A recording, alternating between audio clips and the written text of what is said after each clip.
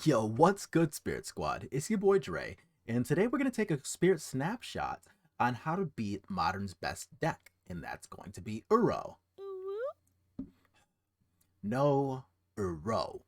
Anyway, Uro Control is the best deck, really, in all of Modern, in Historic, and Pioneer, and Legacy.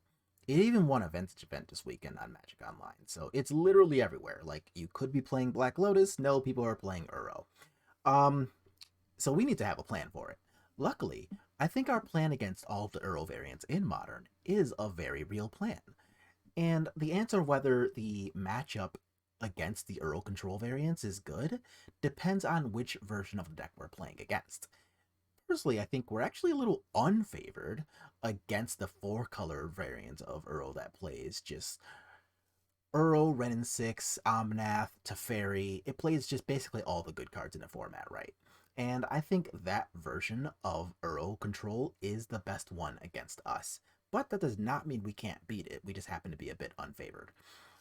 The other two variants, however, I think are much better matchups for us. There's a Temur variant of Earl that plays like Lightning Bolts, Ren and Sixes, sometimes Snapcaster Mage, but not usually. And I think that one is a little better for us.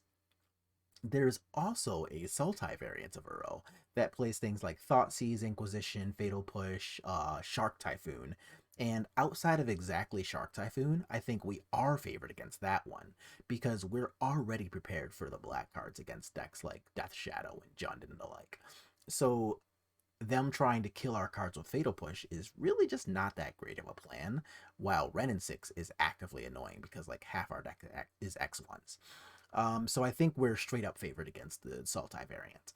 And against all of these decks, though, our key cards are mostly the same. And the big two for us are going to be Cavern of Souls and Aether Vial. And these cards are going to be really good against the Earl decks because they are typically trying to interact with their opponents on the stack. So all of them are playing cards like Mana Leak and Remand, sometimes both. Some of them are playing Spell Snare, which is kind of dope. Most of them are playing Archmage's Charm, and all of them are playing Cryptic Command because it pairs so well with Mystic Sanctuary. So we get to just play Cavern of Souls and Aether Vial and basically ignore that entire aspect of their defenses, which is super good because that's like a third of their deck. We also get to play what I believe is just the best card against blue decks in the entire format most of the time. And no, not Veil of Summer, I mean Spell Queller. And Spell Queller just does infinite amounts of work, especially if our opponent's deck is slow. And, well, Url's the slowest deck in the format. So Spell Queller is at its best against this deck. And the fact that we get to make it uncounterable so much of the time, that's just gravy. And a lot of their cards though are cards that we just need to look out for because that's kind of the whole point of their deck is playing all the best cards in a format. So they play things like Ren and 6, which is annoying. They play Teferi Time Raveler, which is annoying. They play Mystic Sanctuary so that they can rinse and reuse any spell they really want. So be it their spot removals, be it their cryptic commands so they can do the loops, whatever they really want to do, they have access to via Mystic Sanctuary. So now that we know exactly what cards we need to look out for and what their plan is as a whole, what we're going to do here is jump into a sample game. And in this sample game, we're actually on the draw. It's a game two. And we did win the game one, though, which is why we're on the draw. So props to us. And let's just go ahead and check it right out. So we're going to check out our opening hand here. And it is a little bit of a clunker. So we've got 3 lands and 4 spells, which is usually enough for me to keep hands. If y'all watch some of my previous videos, you know that I will keep just about anything in which I think I can play Magic.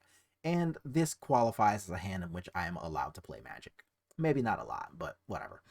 So Unsettled Mariner has a little bit of text in this matchup, but honestly not very much, so we don't really mind jamming that into a Mana Leak or something. And all 3 of these 3 drops are at least medium good. So like Kira's actively good, Spell Queller's actively good, and Drogsko Captain is fine. So let's go ahead and kind of see what happens here, especially since we're on the draw and we don't have a Vial or a Cavern of Souls. So that is relatively dangerous territory. Here we do draw a Shacklegeist, which Shacklegeist is going to be our new bait spell of choice here because outside of tapping Uro, it's even less important than Unsettled Mariner in this matchup. Actually, that's, I don't know. I think it's about even. Actually, now that I'll apply a little more thought to it, because at least Shacklegeist doesn't get blocked by Field of the Dead tokens. But they do see a sideboard card. They see Mystical Dispute. So they get to dispute our card, they get to develop their mana perfectly, and now they're resolving an Uro. Okay.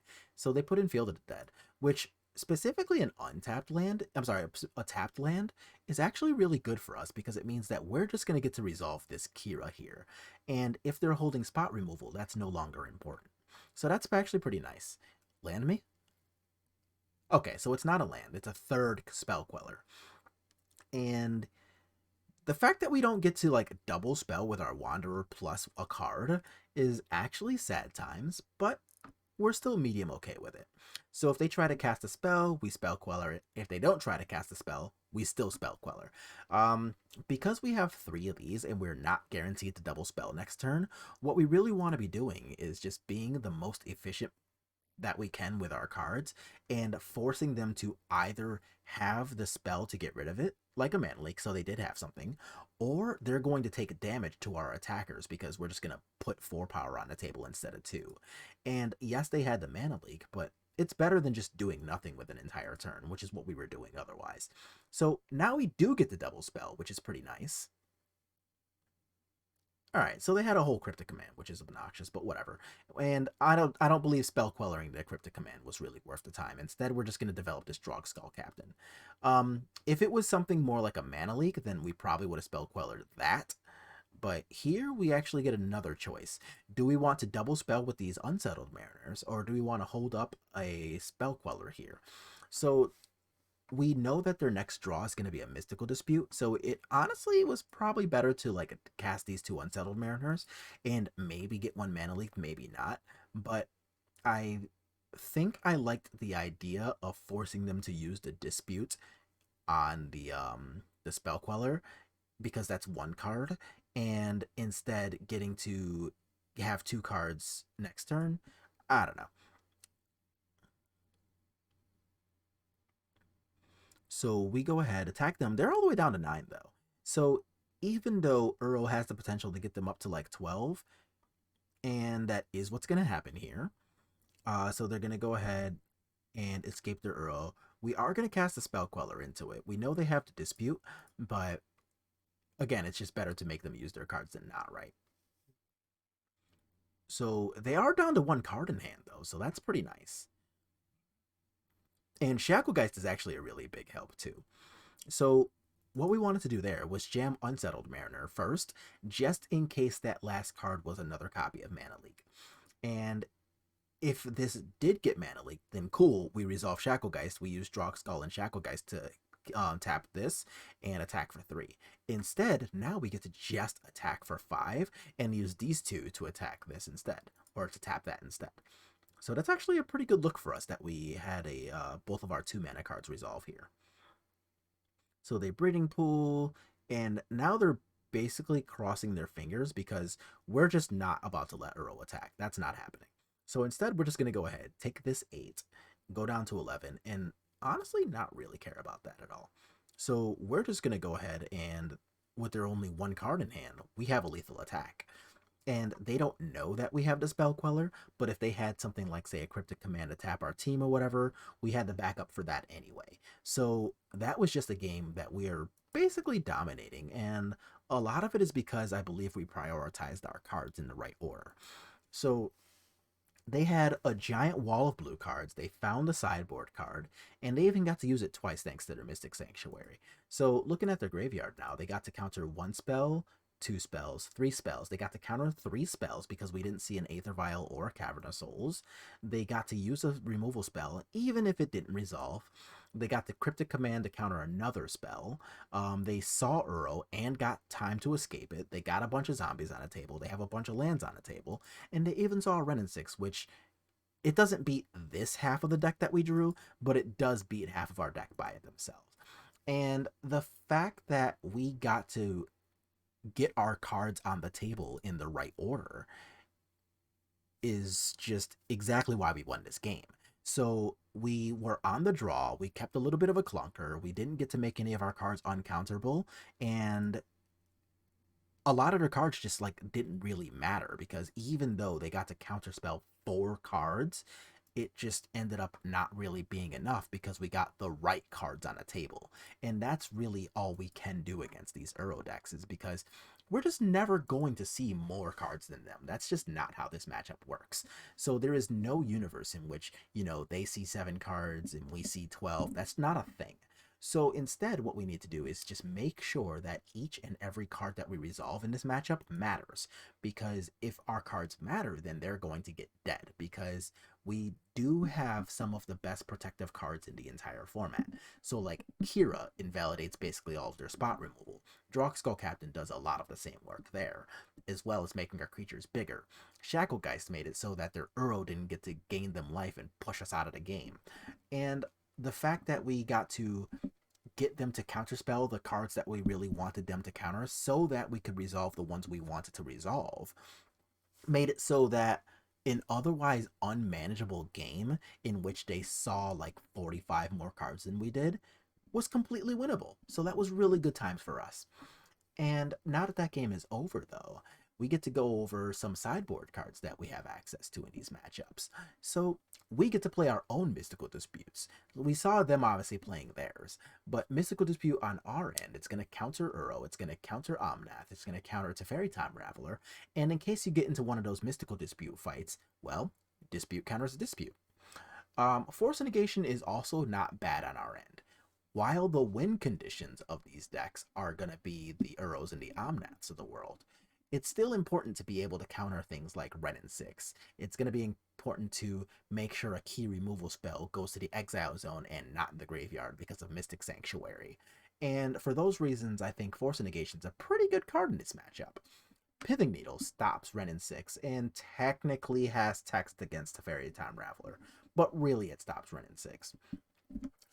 We can play Rest in Peace effects, and I think the best Rest in Peace effect to be playing against specifically the Uro decks is actually Remorseful Cleric. And it is true that Rest in Peace is a stronger card to make sure the graveyard is never important. But Rest in Peace actually doesn't have the ability to attack. And Remorseful Cleric does, which makes Remorseful Cleric a better card in the matchup where we are not allowed to give our opponent time. If our opponent has access to time, then they can resolve things like Omnath because they have more turns being alive. They have access to potentially escaping Uro earlier than they should and maybe winning a game where they were instead losing. So instead, I would like to be playing Remorseful Cleric in this matchup so that when the graveyard's not all that important, we can just use it to be attacking them and getting them dead because we need to get them dead. That is the priority in these matchups. But of course, Rest in Peace is still going to be great against other more dedicated graveyard decks. So like if you're playing against Dredge, if you're playing against Oops spells, yeah, guess what? Rest in Peace is great. And we also have cards like Aether Gust too. And that's going to help stop Uro, obviously Omnath, because it's both red and green. Speaking of things that are red and green, it will get Renin 6 off the table whether it has already resolved or not. And that's really important in our deck. And for all 3 people out there still playing Hour of Promise, well, Aether Gust helps with that too. So it's actually got a lot of play in this matchup. And if you're on Bant instead of blue-white, then you also have access to Veil of Summer so that their Force Negation, for example, can't counter your Collected Company. And that's pretty big game too. So we have a lot of great sideboard options to fight these Uro decks, and that's really exactly where we want to be, is a place where we have both the ability and options to fight against the best deck in the format, because that means we are going to win a lot of games where other archetypes are losing against these same decks. And, well, who doesn't want to be in that position? So that's going to be our Spirit Snapshot against the Uro decks today. And as always, if you have input, make sure to leave a comment below and let me know exactly what you think of this matchup. But otherwise, just make sure to like the channel if you like what you're seeing, subscribe so that you get all the notifications for the future, and I will see y'all on the next one.